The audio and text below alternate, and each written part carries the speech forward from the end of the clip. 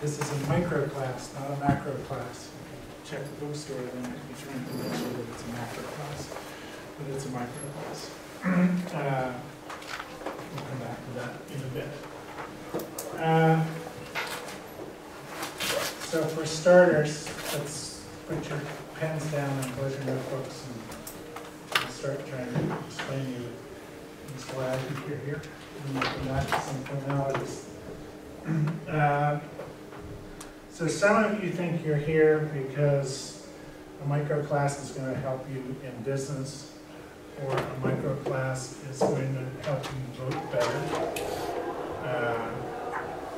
or it's going to fill a business school requirement, or it's going to help you buy stocks better, or it's going to explain why the recession just happened, or whatever the case may be.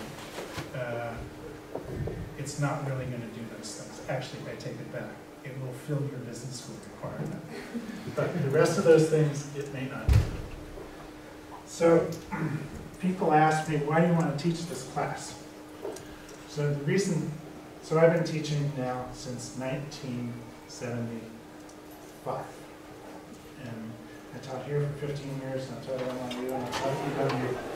And I probably taught this class more than any other class. And the reason I like to teach it is because I get to change the way you think. I'm not trying to get you so you can buy stocks better, or that you can run a business better, or you can do this or that better. And I'm not trying to teach you an ideology. I'm not going to turn you into Republicans or market fanatics or whatever those things are. What I want to do is change the way you look at things. And I want you to look at economics and microeconomics in particular, not as some ideology or some particular pedagogy. I want you to look at it as a way to look at the world. And what you'll find, as you start to catch on to it, is that it's a very powerful tool. You can use it for lots of sorts of analysis. You'll see all sorts of things written, that don't seem like they're economics, and they turn out to be done by economists because the way people think, that learn the skills of it. So what I'm going to do first, before we get into formalities and all sorts of stuff, and again, don't take notes on this. We're going to do this actual problem in 3 or 4 or 5 weeks, chapter 9. But we're just going to look at what the set of skills gives you and the sort of stuff we'll be doing. So I'll start with, what are some questions that you can look at from this perspective? Is global trade good?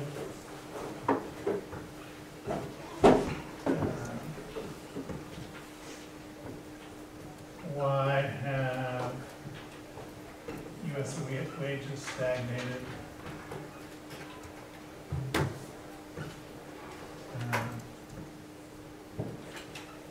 Was the North American Free Trade Agreement positive for the United States? I could write 10 more questions that what I'm about to do is going to start to look at. And I don't expect you to understand all the little bits that I'm about to do, but I do want you to get the flavor for it. So we're going to start out with, we're going to look at the U.S. market for stuff. We'll be generic for now. So, and we're going to start with this thing called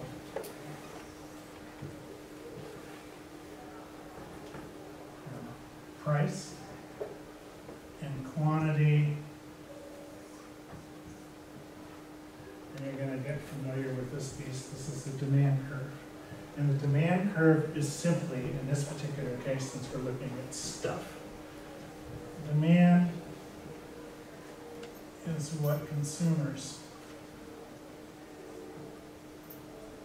want to buy at various prices. It just serves that relationship. And as it turns out, as you'll see in a week or so, don't take notes on this, no notes. If you can't read my handwriting, you need to stop me and say, I can't read your handwriting. Sister Mary never got it through my head. So this is just shows the relationship. So at this price, if this is $10, we buy this many of them, 100 of them. If this is $20, we buy 200 of them. Whatever that relationship is. But that's just basically the basic law in economics is that those curves, this particular curve is downward sloping. And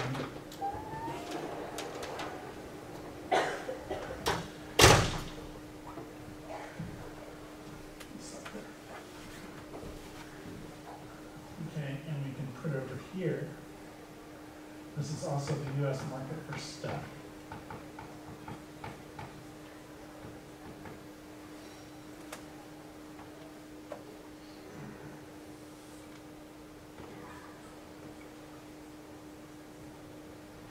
And that's a supply curve. And again, it's a flip side of what you're looking at in a demand curve. This is what producers will produce at various prices. So what this means is that in the United States, if the price falls below this, US producers aren't going to produce any of these things. And as the price rises, they'll produce more. So there's no magic to either of these. But keep in mind, this is the producer side. So we're going to at least start for now with a producer side and a consumer side. We'll mix that up later on. And for simplicity,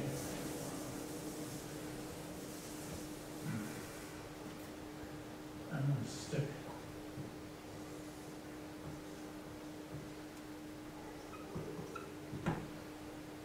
the demand and the supply in the same graph. And here's where you may get a little lost, but we're not going to spend a lot of time on it.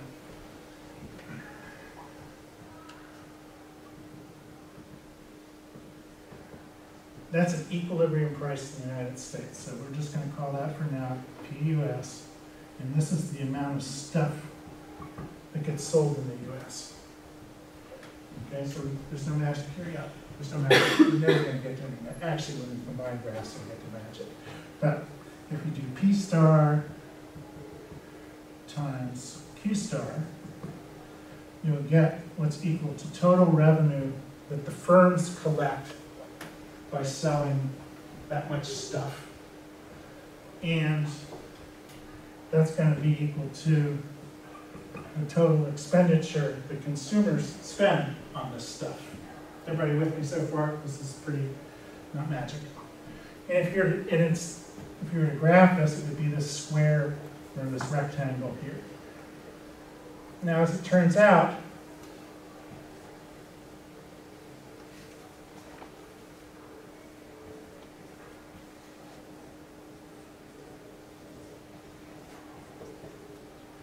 those are the costs of production, what I've just filled in there. And this little triangle up here, for lack of a better term, and we'll change it later on, we're going to call that profit. That's this triangle. So that profit is what we're going to call gains from trade. That's what firms gain by producing this stuff in the marketplace. And that's what they're there for. They're there to make that profit. They'd like to make more. They'd like to charge higher prices. They'd like to make less stuff and charge even higher prices, but they can't do that. We're just assuming there's some market force out there that's forcing them to this point. And then they have to pay for the costs of all this. And then there's this stuff. This is where it gets a little woo-woo, but we'll make it less woo-woo next week.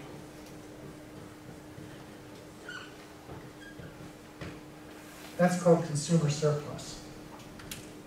And that's the consumer side of the market. That's what they gain from trade. That's what consumers gain from trade. And just to give you the quick and dirty version of what consumer surplus is, you walk into a 7-Eleven, and you guys 20, we'll assume you're 21, you go up to the counter, you buy a 6-pack of beer. The 6-pack of beer, I have no idea what a 6-pack of beer costs, $4.27. You'd be willing to pay $10.27 because you want that 6-pack of beer, but you only have to pay $4.27. Your consumer surplus is $6. It's the difference between what you're willing to pay and what you have to pay. That's the gains from trade for consumers. It's this extra amount over what they pay that they value the good at. So in the United States, this is what the market looks like. And you got consumer surplus here, you got producer surplus here, and you have costs. And we're assuming we have this nice stable market in the United States. And we'll do a lot of stuff with this model later on. Now we're going to go to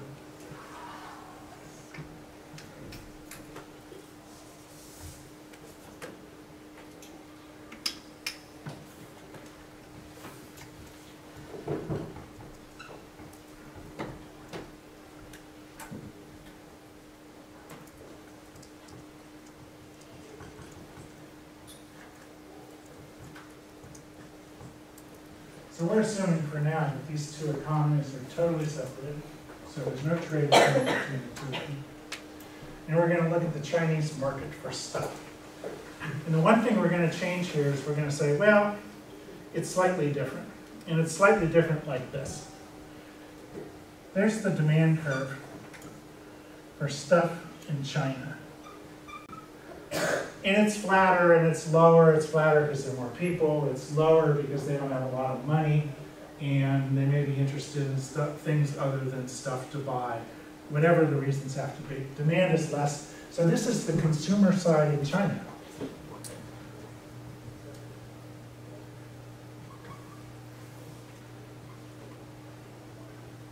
That's the Chinese consumer. And similarly, we're going to have a supply in China, which we'll do,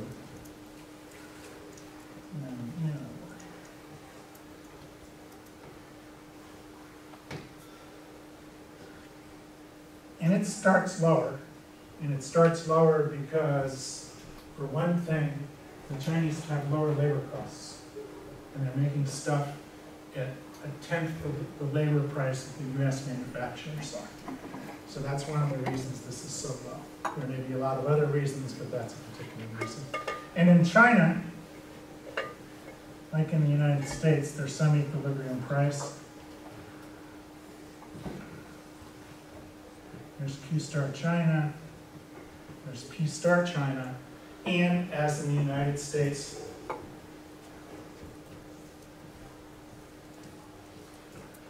those are the Chinese costs for producing whatever this stuff is. And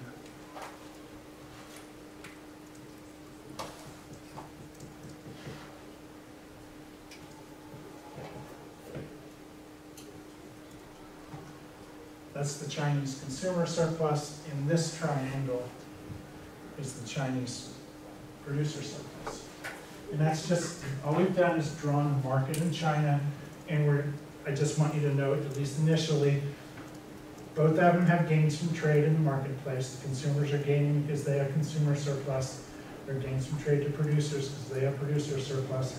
There's an equilibrium price struck, which we'll come back to because we're assuming that there's a market that's working actively here and there's market clearing. But we're also assuming that these two countries have different costs of production and different demands for consumptive goods, so that they end up with different amounts being, actually the way I drew it, by coincidence it's pretty close to being the same amount of goods being produced, but different prices. So this is the sort of market we have, well, this is the market we had at the turn of the 19th century between the United States and a lot of countries where trade was banned. It's the sort of market now we have with Cuba, where you have no trade taking place whatsoever. This is, to some degree, the sort of market we had prior to about 1988. I'm trying to think of NAFTA is 25 years old, so whatever that is. So the trade between Canada and Mexico. So a lot of things were restricted in terms of what there was in trade. So you had these two different markets that were occurring. And the question that came up, and continues to come up all the time, is, do we open up trade? Do we have free trade between these two countries? And then you start asking the questions, well, who gains from that? Who loses from that? Why is that good for certain people and bad for other people? And as it turns out, this particular model is pretty much the model the Clinton administration used to go through the analysis of this. And the model looks something like this. My art will be off. So,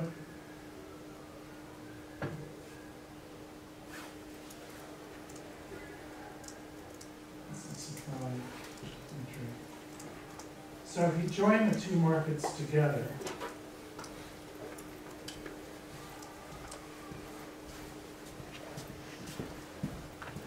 at the low price in the marketplace, the only country that's going to be in business is China.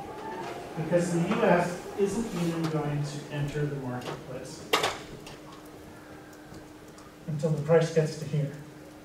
So the first part of this supply curve is the Chinese supply curve. And then both countries start to produce, and this thing flattens out or something like that. So this is the supply of the US plus China. It just got flatter. And that's because now both countries are in the same market. And again, the Chinese are able to do this because they have lower costs of labor, lower costs of capital, and at some point, and their costs are rising because they're using resources. At some point, the Americans are able to enter the market and start making money out of it. The same thing occurs on the demand side. We start out with American demand, until we get to here. So this is a bit cheap, but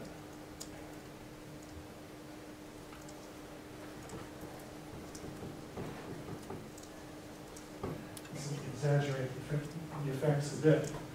But I've basically taken these two graphs and I've combined them. I've made the two markets the same to learn how to do this one in a lot more careful way than I do. And if you go back,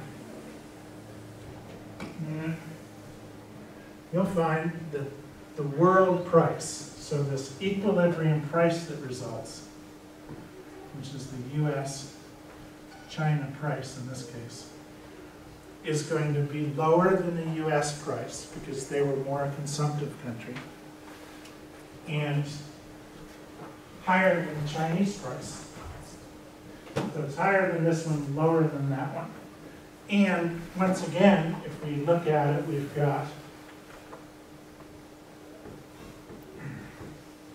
that's consumer surplus, and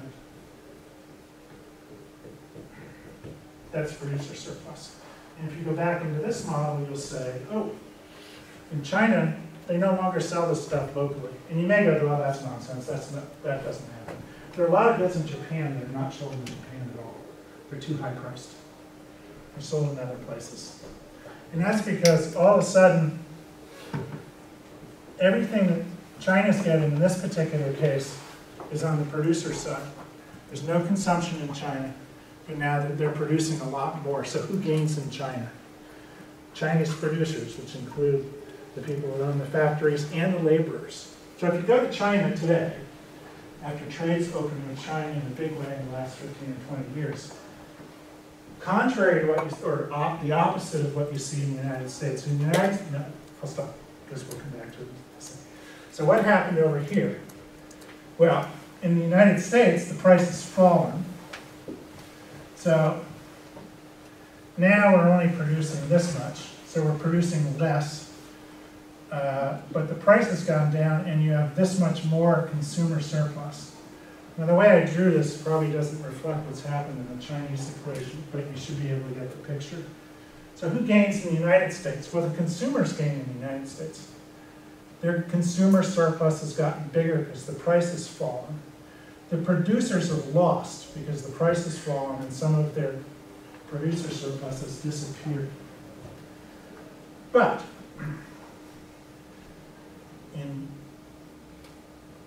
this is a little harder to see. Here's consumer surplus. Here's the new price. Here's the new consumer surplus. It's gotten larger. The producer surplus over here has gotten larger. And if you look at net, so if I drew this very carefully, and you looked at the measured areas, you'll see that the total gains from trade, in other words, the gains to producers and the gains to consumers in both countries, has actually gone up to relative to what it was before. So the arguments, and that's important, because what economic theory says, and what people argue all the time, and what the Clinton administration argued, was that the reason you open up trade is because the total gain from trade is going to be larger. And in fact, in each country, the gains from trade are larger. The gains from trade in the United States, which are associated with cheaper consumer prices, are larger than the losses associated with the producers. So in the United States, Clinton can argue, look, we're going to have a net gain here from trade. And in China, they're going to argue the same thing. The producers, which in this case happen to be laborers and whoever owns the factories, and maybe the government, are going to experience the same thing. Their trade, or their gains from trade, actually go up in total. It's the distribution that changes. And what we don't see always argued, and we don't see argued in the details of this, is we see, first of all, yes, total gains from trade have gone up for both countries. In total, if you look at their gross national product, they're better off. Both are better off. But if you look in more detail, you'll start to say, well, consumers sure like China trade. So I'm trying to think of what.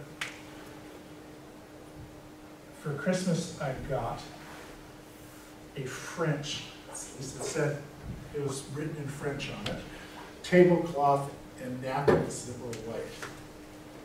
And of course, you look at the label and it says made in China on it. So much for the French part of it. But in any case, they were probably pretty inexpensive to relative to what they were 10 years ago. So as a consumer, I'm better off, or at least the person who bought me the present was better off, because all of a sudden we have lower prices for particular sets of goods.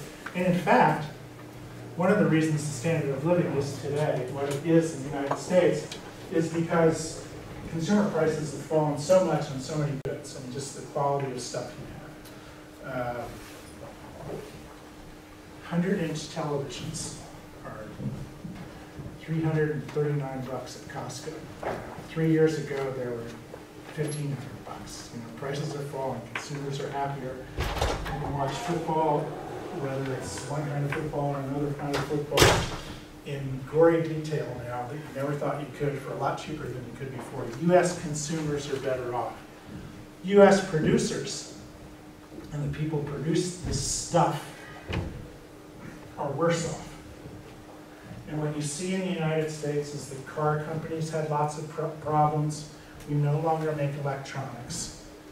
And that one of the things we'll observe and you hear about is, and you're familiar with because you have older brothers and sisters, is that people in their 20s and early 30s have trouble finding jobs.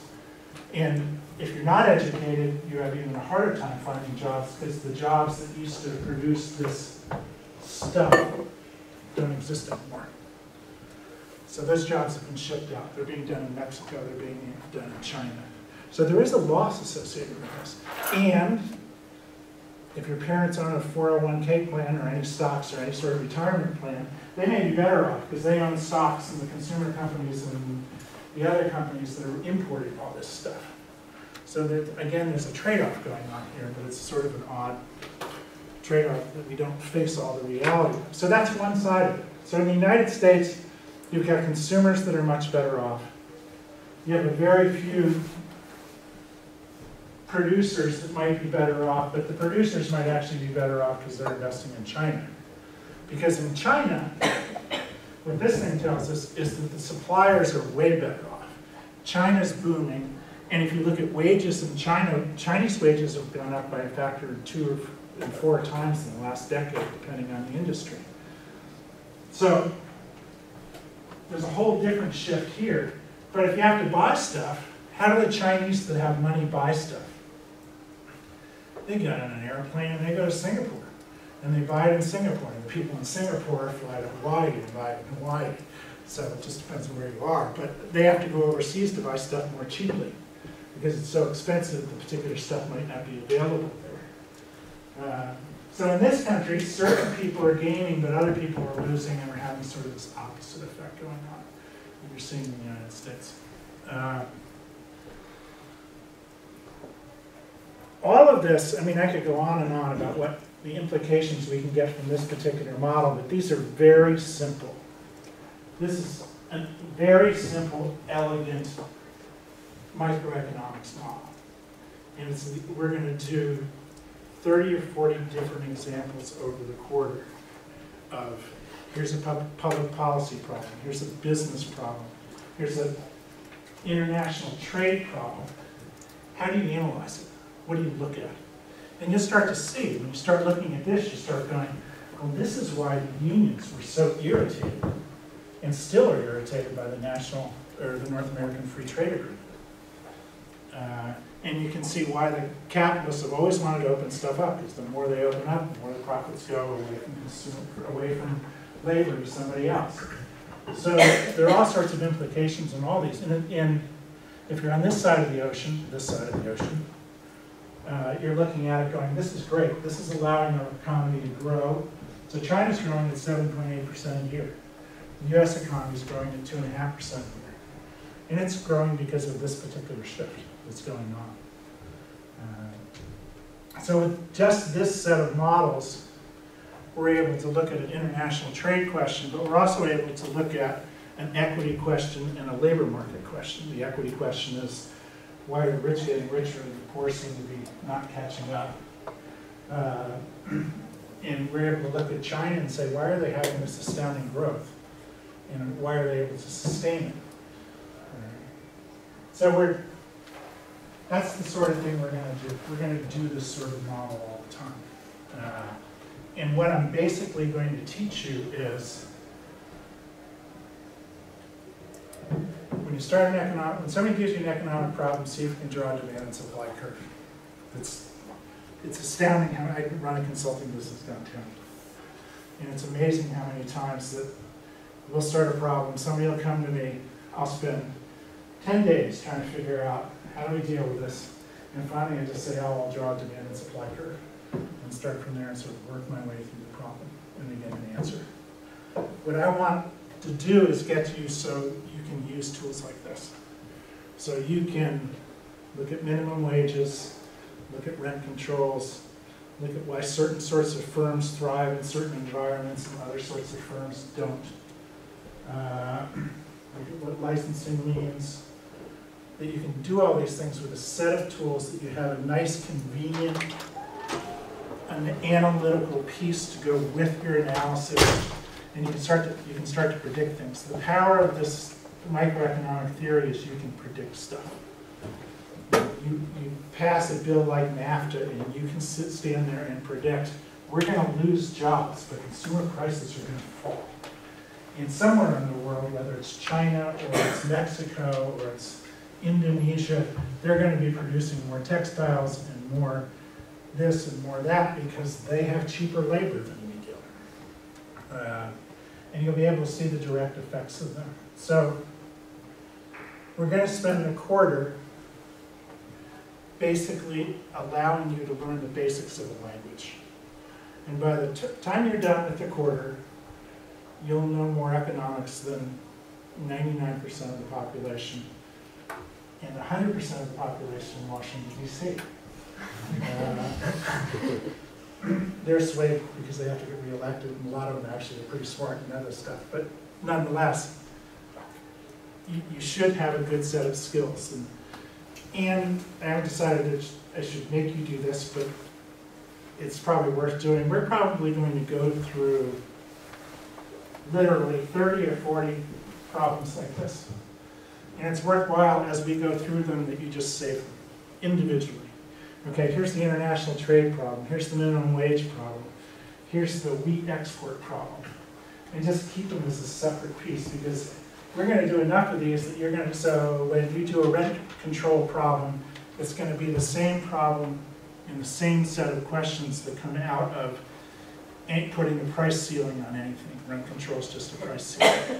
And we're going to have another set of problems that's going to be what happens when you put a price floor on wheat or sugar, which is what we do in the United States. How is that going to affect trade with Cuba? So you're going to have this body of analytics that you can play with. Okay, that's enough of that sort of economics for today. You can start taking notes at some point.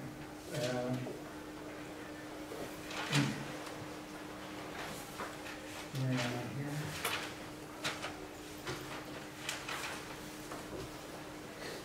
So there are a lot of, well, I should go through the informal stuff, the formal stuff too.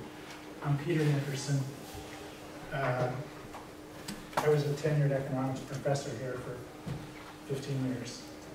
I left and started an internet company and took it public and sold it. And I've taught at NYU since then and have another small internet company and a consulting firm downtown.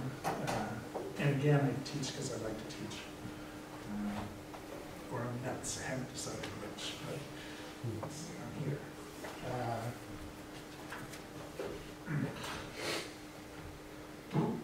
One of the things we'll need to sort of divvy up here is what are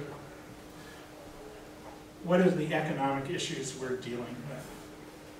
So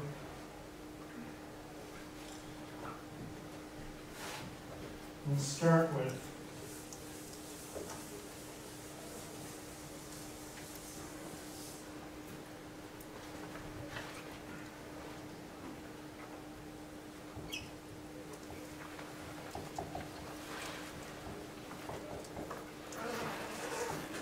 instead of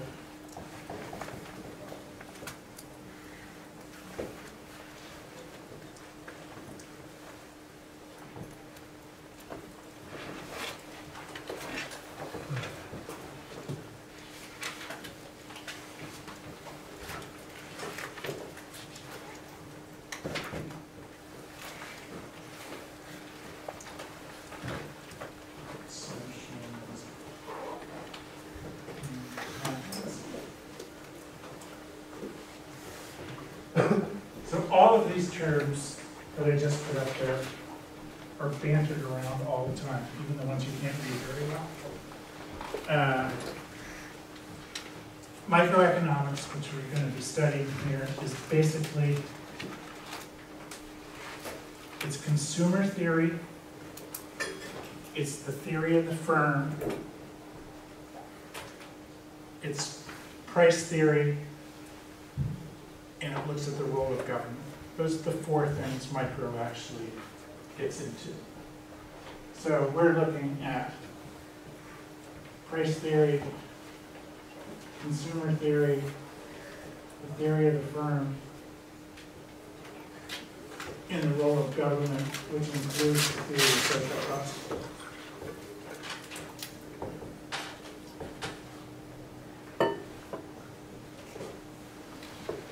And the distinction, you'll see the greater distinction in a minute. The economic agents here are individuals.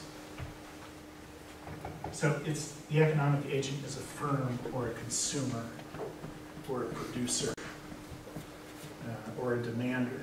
So that's the economic agent we're looking at in the microeconomic model. We lump them all together because they're demanders and consumers, but the person making the decision maker is an individual. In the macroeconomic world, we're looking at the interactions of sectors of the economy. So as we'll see in a little while, we have a household sector, we have a business sector, we have a foreign sector, we have a financial sector. And in macroeconomics, you're looking at how they interact.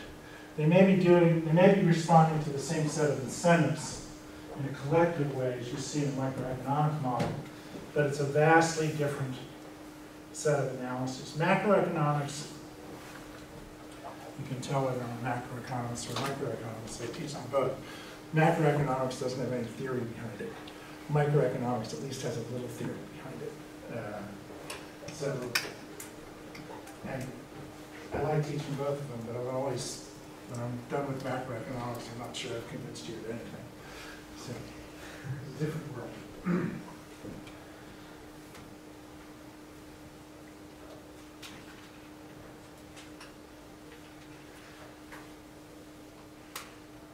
I want to convince you of this now, and I want to convince you of this all the time.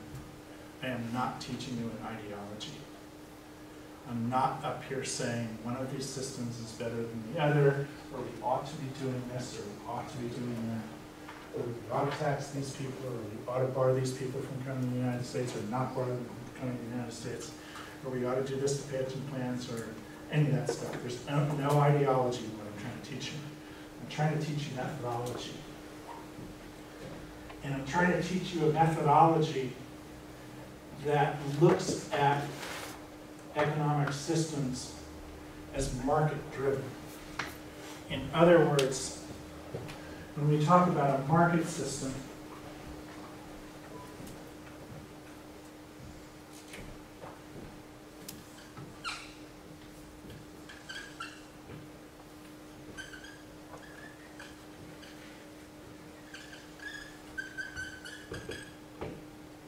prices provide information.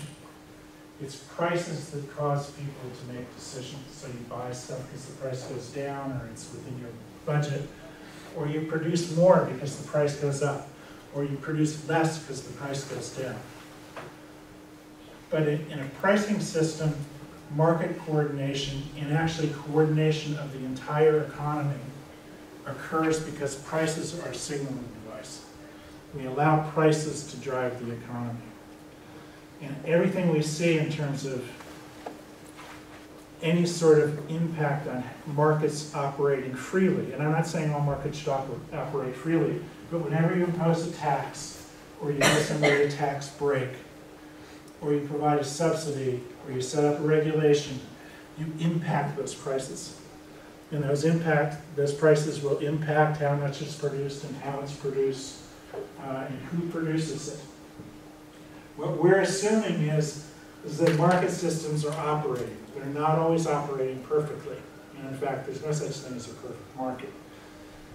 But we are assuming that people are trading, they have information, and sometimes imperfect information, and they're making decisions based on that. That's entirely different than looking at these things. So, people that economists and people like you at the end of the quarter who look at markets in a particular way, you'll be accused of being a capitalist. It doesn't mean you're a capitalist. As capitalists happen to like markets, but these are ideologies. So communism is an ideology that says that goods and services and capital and everything else are owned communally. And how things are produced and what gets produced and who produces it are decided by decision makers. They're not decided in a market system by some invisible set of things going on. They're decided upon by a group of people. And the feature of the feature of communism is the factors of production, which we'll come back to in a little bit, land, labor, and capital, are owned communally. So we have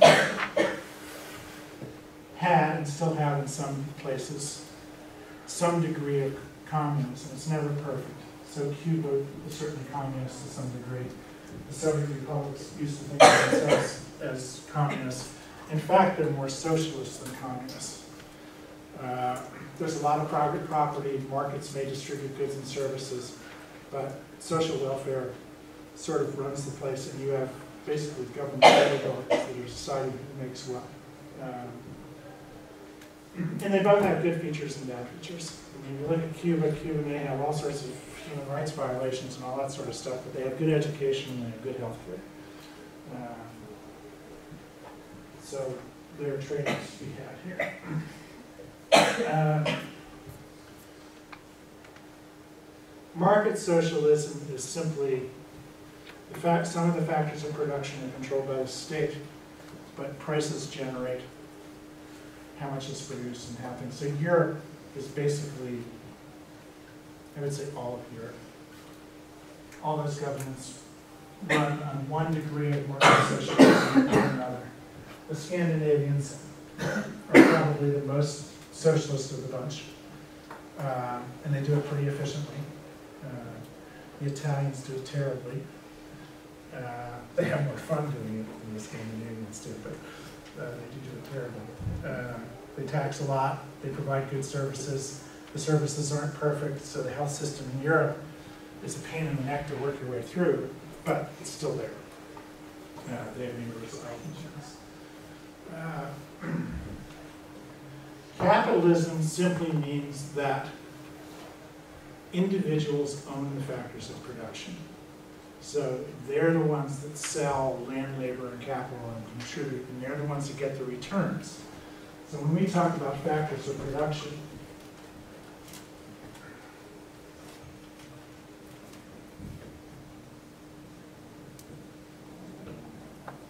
we're talking about land, labor, and capital in entrepreneurship. The return to land is rents. The return to labor is wages. The return to capital is profits. And the return to entrepreneurship is this other sort of fuzzy profit that we don't have a separate name for. That's out there. So in a capitalist system, these capitalists get to decide what these wages and rents are going to be. They can put them in the market. They can offer their services or not offer their services. But they're owned by the individuals or groups themselves. So we live in a society that is, for the large part, capitalist. I mean, the people own the buildings, the people own companies, there's a private stock market. The government still owns a lot of stuff.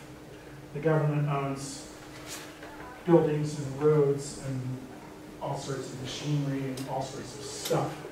But in the United States, the government generally doesn't own real output producing things. By real output, I mean they don't produce shoes. And the only thing I can think of that governments produce in the United States that's common is electricity and power. So, for instance, Seattle City Light is owned by the city of Seattle. They own the dams. But that's sort of one of the unique things. And they do that, as we'll see, because there's a reason for doing that. And it's one of the reasons we want to look at government as one of the things we study, is when is it appropriate for government to come into this market system.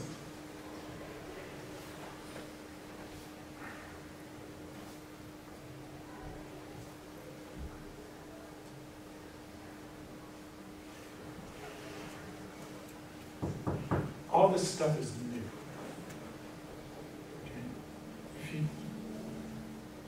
If you tried to study economics in 1700, there wasn't anything to study. There were no markets for labor. There weren't any markets for capital. There were no land markets. People didn't sell their apartments or sell their lands. They were owned by nobility, and no one ever traded them. Laborers were tied to some sort of feudal system, at least in the Western world. And they didn't go wandering around selling their labor. They didn't have a labor market per se. There was no entrepreneurship. If you were invented something, you were just as likely to get your head cut off as anything else, because you were usurping somebody else's job by putting them out of business. So what we're studying today is really a modern phenomenon. Markets are new, and they're always changing, and there are always new twists coming about as they evolve. So we're going to look at, towards the end of the quarter, we'll look at labor markets. And we'll start by looking at early labor markets in the United States that were mostly agrarian. We'll spend about 3 minutes on that. And then we'll go to the Industrial Revolution. And then we'll look at the last 55 or 60 years, where labor markets have changed drastically for all sorts of reasons. And they're still changing, and they're going to continue to change. So these things are evolving. So none of what we're looking at in terms of looking at these factors of production and the markets for factors of production that go into all the things we produce, they're actually evolving all the time. There's no static market for these things. They're dynamic markets and they're constantly changing.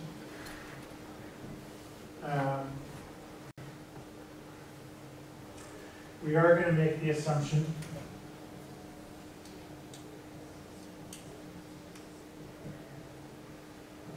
that government does have a role. We're not going to stand up here and say, well, you shouldn't have a government out there. Governments provide all sorts of public goods. They also provide the rule of law, and they enforce property rights. So property rights, people don't like the idea of private property rights. It sounds like you're a capitalist. But property rights are the foundation of market economies. So the United States system works as well as it does because we have really good property rights law. We have good contracts law. We enforce the contracts law. Our whole system is a rule of laws. If you look at, for instance, the Russian system as it exists now since 1987, the reason it hasn't developed and the reason it's sort of falling apart now is they don't have a good property rights system. China, to I think interestingly its credit, as it has started to move more towards a market-oriented society, it has moved slowly in terms of developing a property rights system and establishing a rule of law. And there are a lot of people that would argue that, oh, you should just do this all at once and profit would be done. But it doesn't happen that way. It's taken the Western world 300 years to develop these very complicated property rights systems and the laws that go along with them. So when we do our analysis, we're going to assume people have private property rights. And we'll look at situations where some of those rights get taken away and may have costs, but we're assuming private property rights systems and economies that operate under the rule of law of some sort or another. And as you start to take that away, you'll start to see that the market systems start to break down until ultimately you end up with chaotic systems.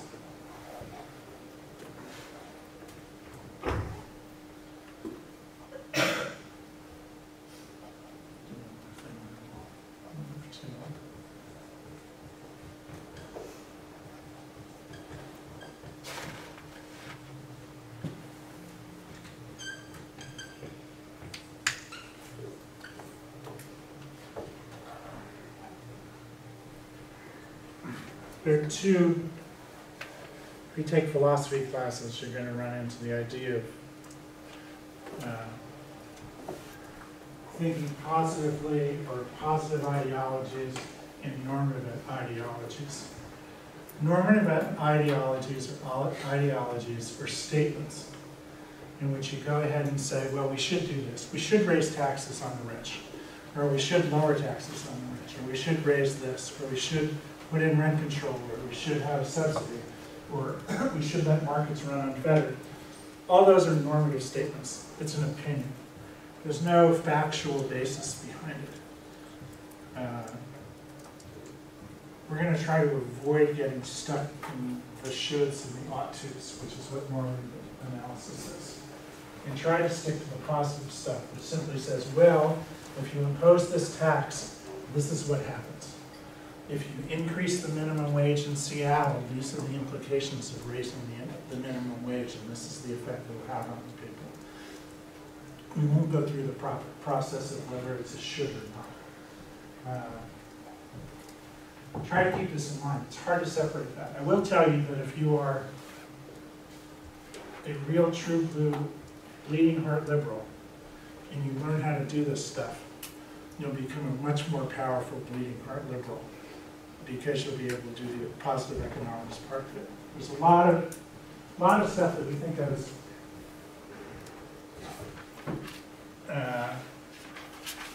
sort of conservative analysis that if it's applied to liberal causes, makes the liberal cause a much stronger argument. And that's part of what you should be learning, is that this stuff's powerful on both sides of the aisle. You just need to learn to use it. And then you can go into your normative diatribes and have more ability to defend yourself.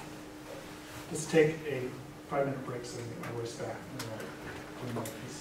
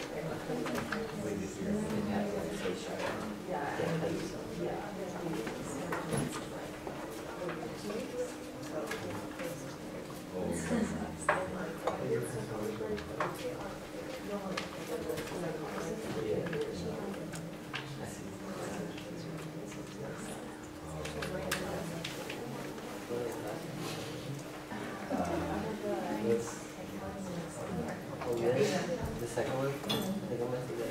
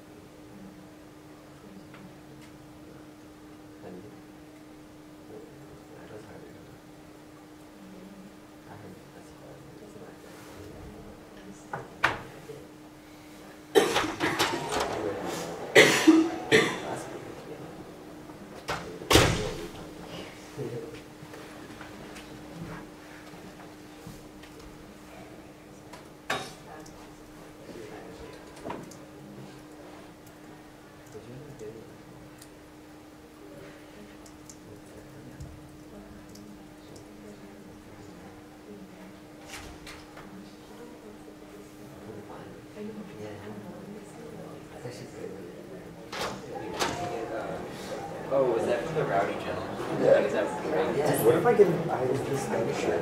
What? If I get an eye like shirt. Great. Yeah, yeah.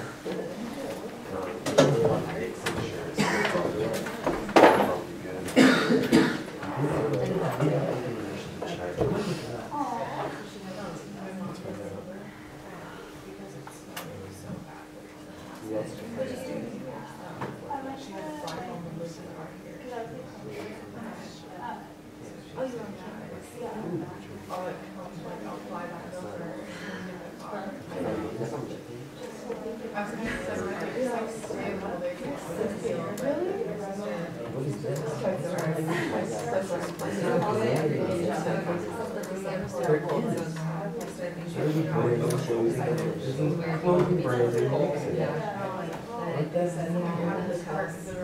Oh my god, that's ridiculous.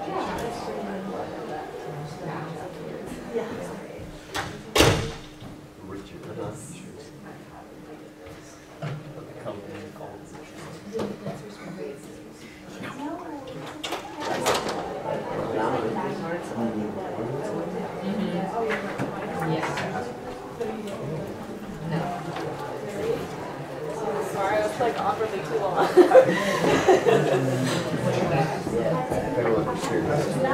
It's $22. Really? Wait. Cheap.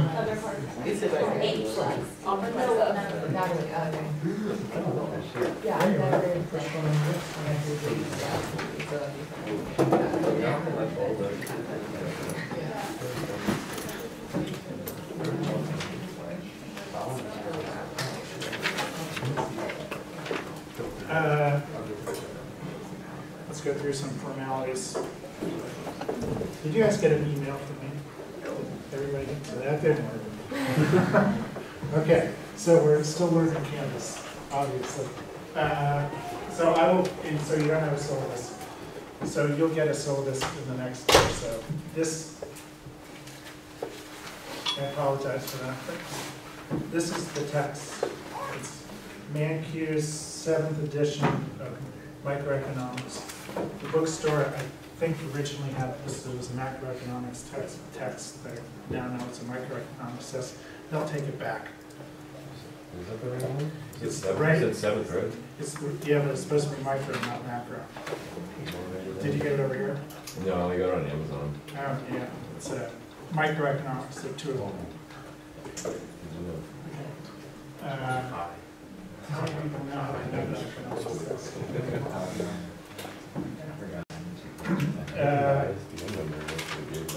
So in terms of an assignment, when you get the text, read chapters 1, 2, skip chapter 3, and read chapter 4. And you'll get 2 readings and emails. One is a chapter out of the book, which probably has copyright stuff, so I'm not going to say anything else about it. You should read that. And the other is an article out of The Economist on oil prices. My expectation, so the class is basically a lecture discussion class. We don't sit around and do group projects, and we don't spend a huge amount of time doing 47 multiple choice problems. So I will give you problems to look at. I expect you to do them. The last 15 or 20 minutes of classes or Fridays or whenever it becomes convenient, we'll go over problems in details.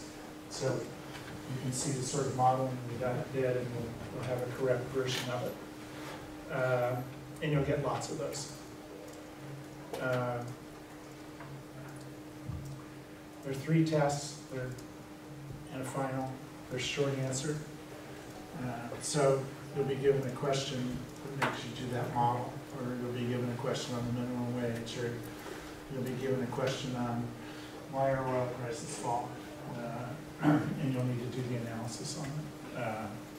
So again, no multiple choice, but no 40-page essays either. So pretty straightforward stuff. You'll see this in the syllabus. I forget the percentages, but if you're a gambler and you want to put all your grade on your final, you can do that, but you have to tell me before the final. Otherwise, I think the final is 40%, and the others are 20% piece, 15% piece. And I think that's all of that part. I have office hours after class in Pig at 5:09 for now. You can also email me and call me information on the syllabus.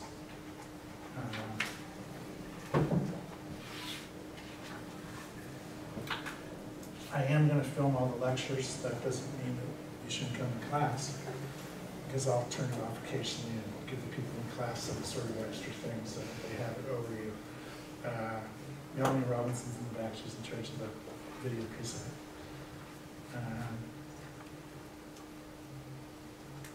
Any questions on that stuff? I know it's vague at this point, that's because you haven't seen the syllabus at all.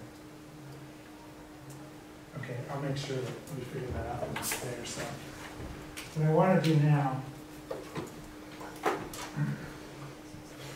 going to give you this,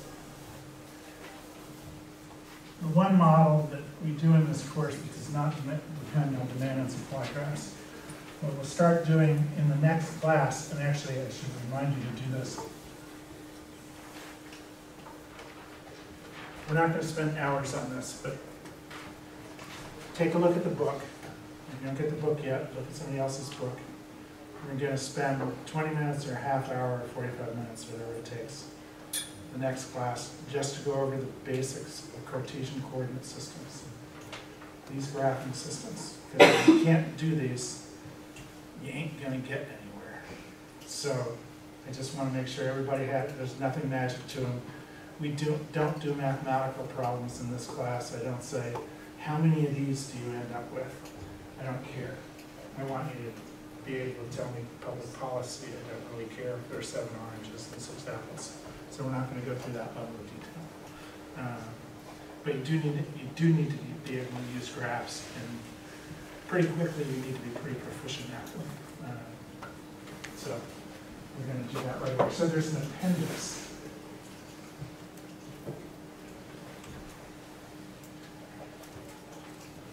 At the end of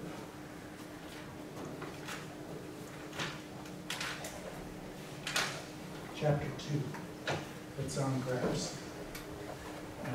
You should just go through that. It may be that you got 730 in the afterwards, and you think Cartesian coordinate systems belong in kindergarten, but not always did that. So we need to go over this stuff. Make sure you look at it. You have to get comfortable with graphing. This is the tool we use. What you saw us do up here is what we do here. And you're just going to have to be comfortable with it. So,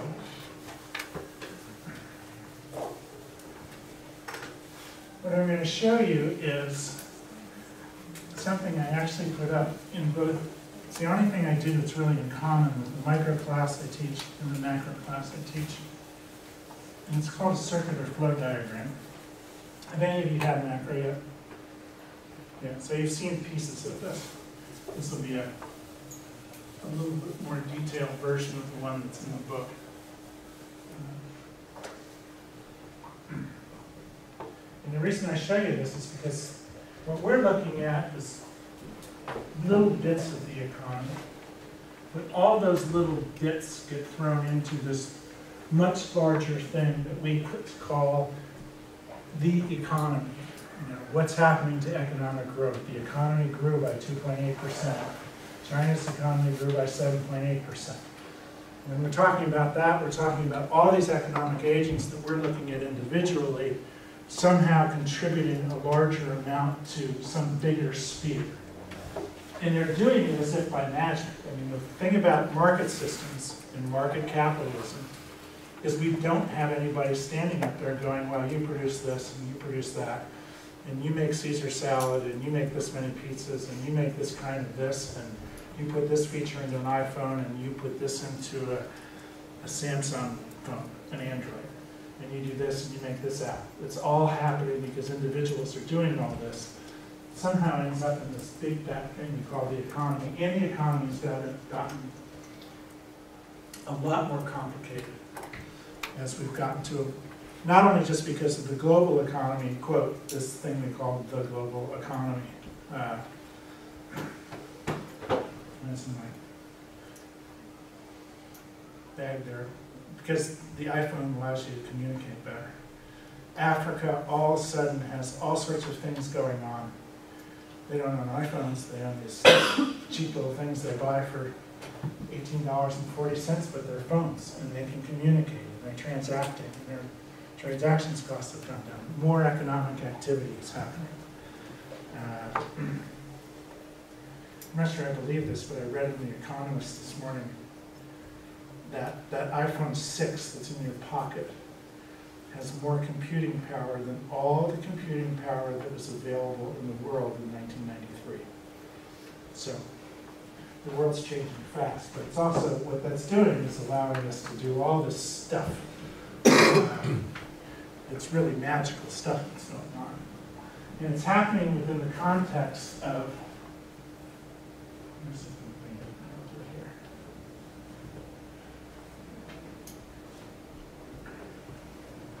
so here's one group of economic agents in the economy. We're going to call them households. And households are characterized by their consumers, and they own the factors of production.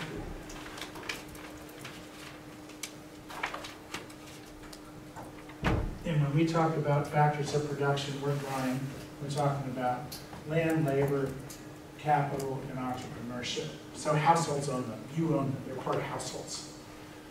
And we have this other thing over here, the other major agent, which is the business sector, which we'll call BB. And they produce goods and services. That's what they do. And so they do, these are producers, and they purchase land, labor, capital, and entrepreneurship to produce goods and services. That's how they do it. And for starters, we'll start with,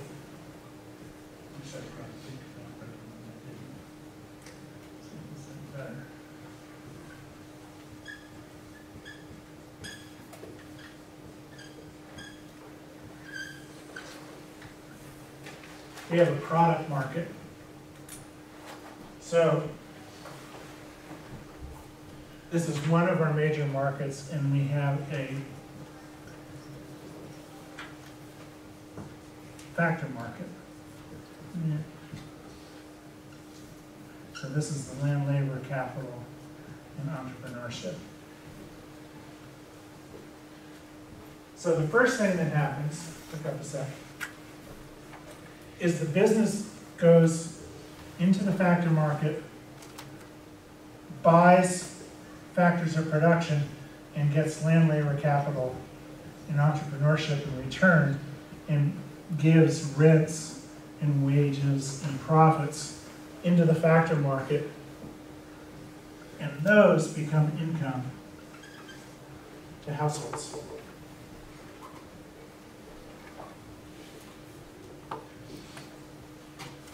This gets really sloppy. You may want to do a sideways page. It's way worse than this. So, the businesses take the land, labor, and capital, and they take technology, which is changing all the time, and they produce goods and services, and they put them into the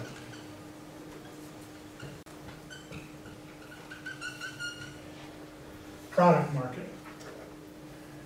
And households go into the product market with dollars. They buy goods and services, and in return, the goods and services flow back to the households. So we have a simple circular flow. Look up for a second. The simple circular flow is started, and it doesn't start in any particular place. We've got a factor market. It has land, labor, and capital. We've got some technological basis. The businesses buy land, labor, and capital. They produce goods and services. They put it into the product market, and they sell it.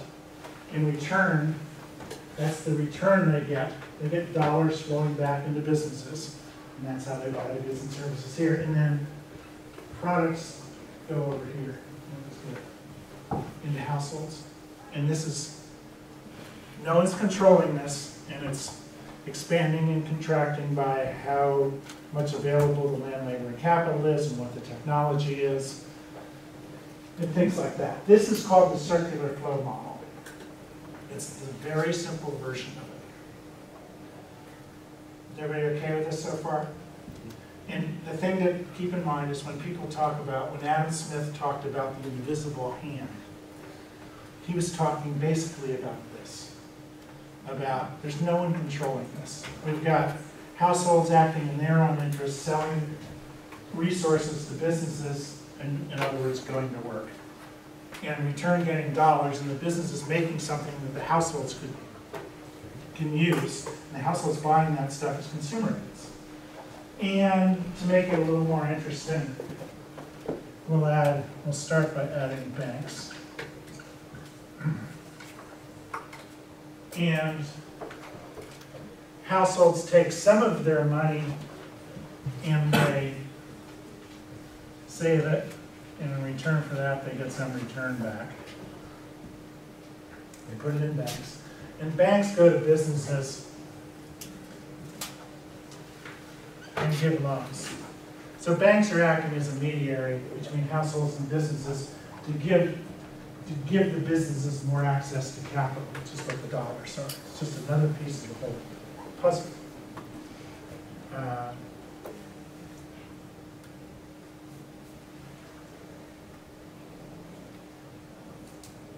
So far we have no government. So now we'll take government, we'll stick government down here. And the households get together and they say, hey, we're not getting some of the things we ought to be getting. We're not getting enough education, we don't have decent roads. Those are the easy ones. So we're going to go ahead and collect taxes. So income is going to leak out of households. Look out for a second, because you're not going to be able to read my writing in this house. So money's leaking out of the household sector in the form of taxes and going into the government sector. And the government is going around and spending that money on roads, etc. Okay, again, this is part of the circular flow. It's just in the model we're dealing with so far, what the government is providing is goods and services that don't get provided otherwise.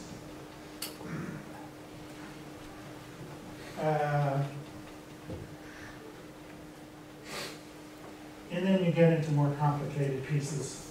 The government also sets something called the Federal Reserve Bank. It creates money. So not only does the federal government get money through taxes, it gets some money by printing money. So it's producing goods and services not with money that is taxed, but money that is printed. That sort of, we won't go through the distortion it causes, but it causes a distortion. And let's see, what else do we do about here? Taxes also, the government goes and taxes all these markets and all these agents. All, again, part of a circular flow. This is all happening on a piece-by-piece basis, but it's all fitting into this larger thing we're calling the economy. Now we introduce into the market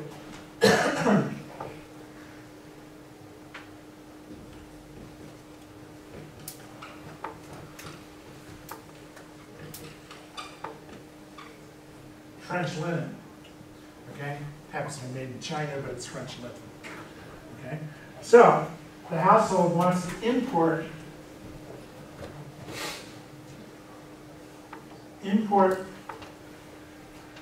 from foreign countries something. In this case, it's French linen. And so it's importing goods and services in that direction, but it's sending dollars out. They're leaving. What's happening to those dollars that flow out?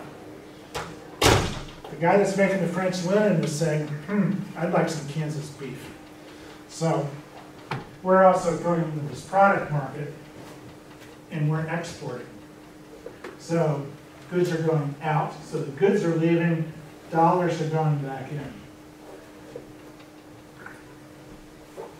Now the fact is that if there's no government involved, and there's no taxation, and there's no import quotas and things like that, and you have pretty much unfettered trade between countries, as we do between states.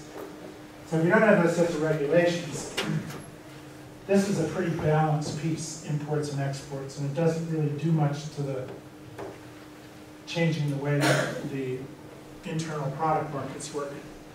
But if you have some sort of, if we're importing a whole bunch of oil or exporting a whole bunch of oil, all things can become distorted. So imagine that this is not the United States right now.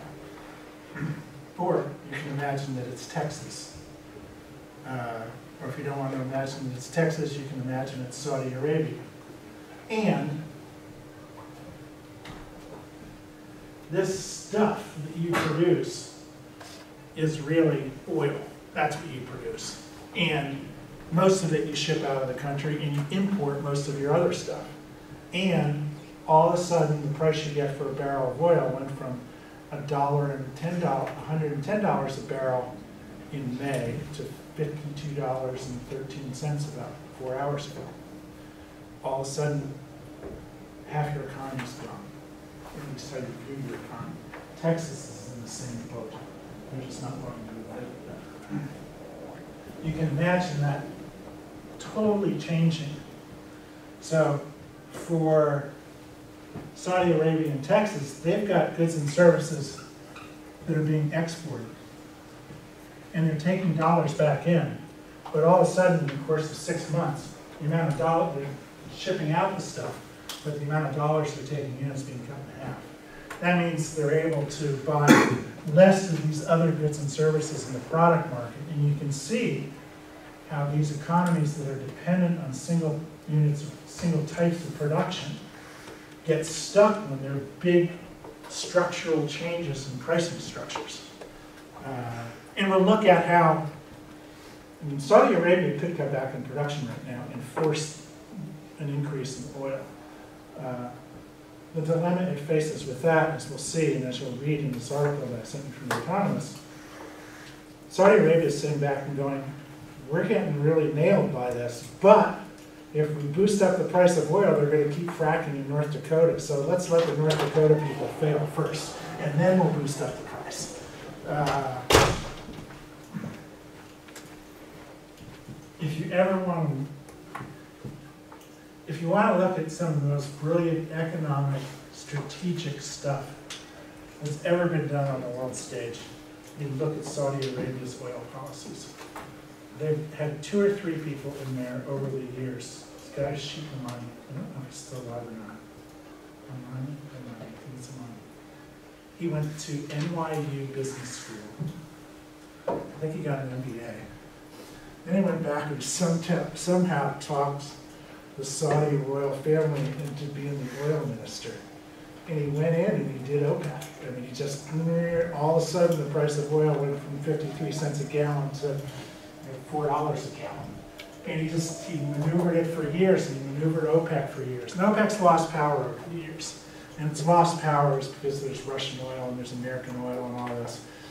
But there are 2 or 3 great books out on that sort of maneuvering. It's basically what they're facing today. And they just have a much more difficult time dealing with it. So does Texas. Texas doesn't have the advantage of OPEC. And the Saudis don't think they're doing that either. So, we're done for the day.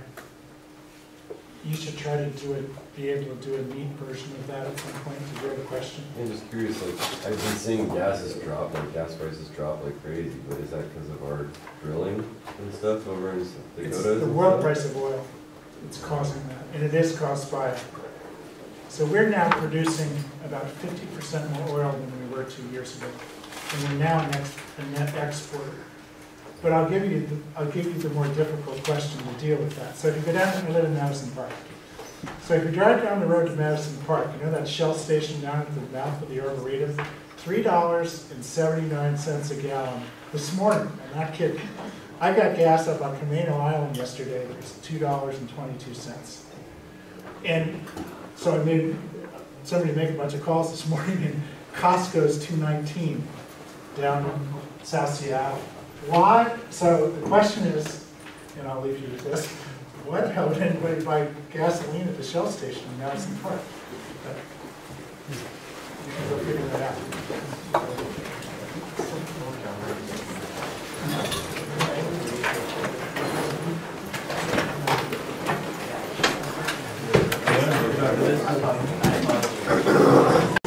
take turn in this. If